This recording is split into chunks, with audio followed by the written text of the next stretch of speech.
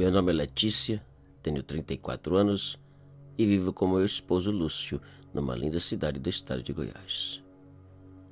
Em 2019, nós compramos um enorme e velho casarão de 2 andares que, segundo o vendedor, havia pertencido a uma única família por várias décadas. Ainda lembro quando recebemos as chaves e fomos ver o casarão. Ao pararmos o carro no jardim, eu disse: "Tem gente aí. Parece que viu uma pessoa na janela." "Que janela?" perguntou Lúcio.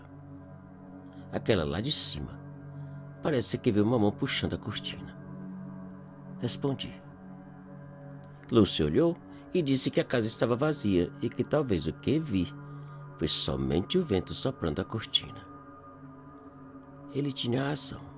Não havia ninguém. O casarão, apesar de necessitar de muitos reparos, era realmente lindo. Lindo e grande, com vários quartos, salas, cozinha, área de serviço e um porão cheio de coisas deixadas pelos ex-donos. Em pouco tempo, todos os reparos e reformas foram concluídos e nós mudamos para o casarão. Na primeira noite, eu e Lúcio jantamos na cozinha e, depois de apagar todas as luzes daquele andar, subimos para a suíte no piso superior. Poucos minutos depois, Lúcio diminuiu o volume da televisão e ficou a olhar para a porta da suíte. "O que foi?" perguntei, curiosa. "Não sei. Parece que eu vi um ruído na sala ou na cozinha", respondeu Lúcio, levantando e saindo na direção da escada. Eu atrás dele. Para nosso espanto, o abajur ao lado do sofá da sala estava aceso. Como ou quem acendeu, não tínhamos a menor ideia, pois tudo estava trancado sem nenhum sinal de que alguém havia entrado. No dia seguinte, Lúcio viajou a negócios e, enquanto eu plantava uma roseira no jardim, uma vizinha aproximou, deu bom dia e disse olhando para o casarão: "É realmente lindo. Pena que o fantasma do primeiro dono não deixe ninguém viver em paz." Eu ainda pensei em perguntar que história de fantasma era aquela, mas não deu tempo. Quando olhei, a senhora já havia sumido. Naquela noite, quase não consegui dormir. Todo o barulho que eu via pensava no fantasma. A impressão que tinha era que ele estava ali escondido e me olhando do escuro. Poucos dias depois, o papai chegou para conhecer o casarão e passar uns dias conosco. O papai ficou admirado com a beleza do casarão. O único problema, segundo ele, é que tinha a estranha sensação de que alguém lhe olhava. 2 dias depois do papai chegar, Lúcio viajou a trabalho. Na noite seguinte foi a vez do papai, que queria porque queria ir embora. Eu fui deixá-lo na rodoviária e voltei para casa. Por volta das 2 da madrugada, acordei com barulho de chuva. E foi então que lembrei que tinha deixado a janela da área de serviço aberta, e se não fosse fechar, iria ficar tudo alagado. Pulei da cama, acendi a luz da escada que dava para a sala de visitas e fui direto à área de serviço. Enquanto fechava a janela, veio um daqueles pensamentos que a cabeça leva uns segundos a mais para processar. Quem estava de pé na sala de visitas? Por 1 minuto ou 2, eu fiquei na cozinha pensando e sem coragem de ver quem era ou voltar para o quarto. Quando eu finalmente criei coragem, fui até a sala e acendi a luz. Não havia ninguém. Eu apaguei a luz e fiquei olhando e imaginando o que podia parecer com a figura de uma pessoa. Nada. Não via nada.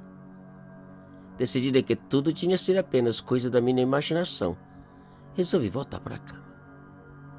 E ao subir a escada, notei que a luz do quarto onde o papai havia ficado estava acesa.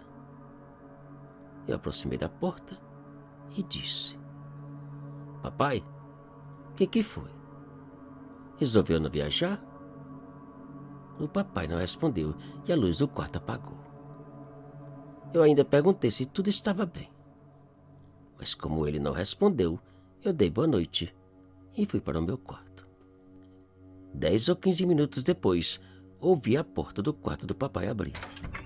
E os passos começaram a aproximar da minha porta.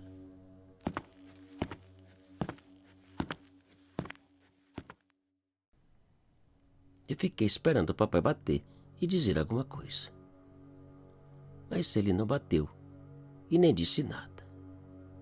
Depois de alguns segundos parados, os passos afastaram.